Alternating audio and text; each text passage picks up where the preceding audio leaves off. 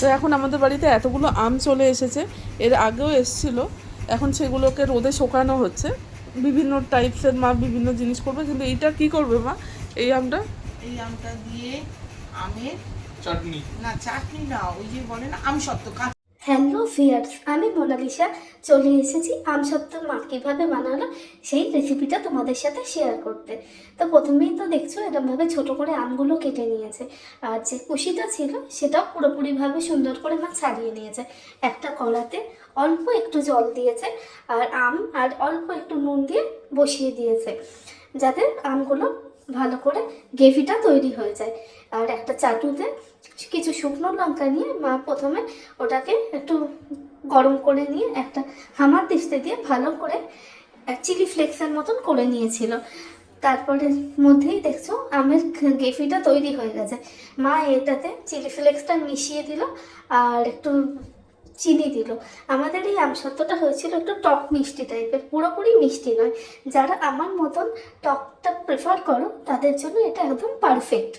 তো দেখছো হাই ফ্লেমে আমসত্ত্বের এই গ্রেভিটাকে মা কীভাবে তৈরি করে নিচ্ছে, বারবার ভালোভাবে নাড়াচাড়া করতে হচ্ছে যাতে তলায় না আটকে যায়।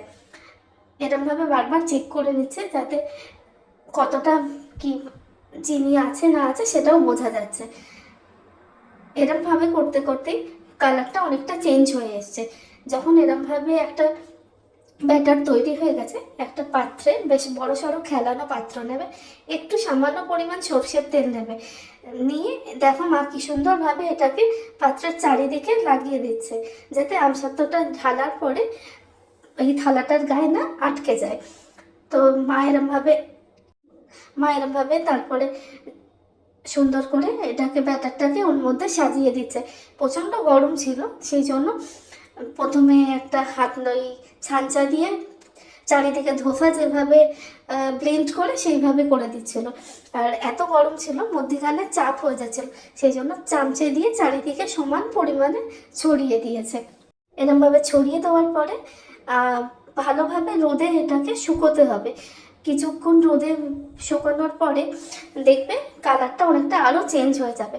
তো আমাদের এখানে তো মোটামুটি এটা আরেকটু বড় থালা দিলে ভালো হতো, কারণ জিনিসটা ভীষণ বেশি ছিল আর থালাটা হয়ে গেছিলো ছোট, সেই জন্য সাইডগুলো কি বলবো ভীষণ মোটা হয়ে গেছিলো।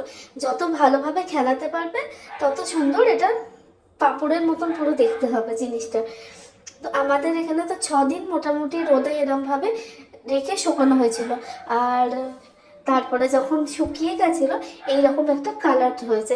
দেখছো সাইড দিয়ে কীরকম মানে শুকিয়ে গিয়ে ছোট হয়ে এসছে জিনিসটা, আর কালারটাও কি সুন্দর চেঞ্জ হয়ে গেছে। তো তোমরাও এটা ট্রাই করো।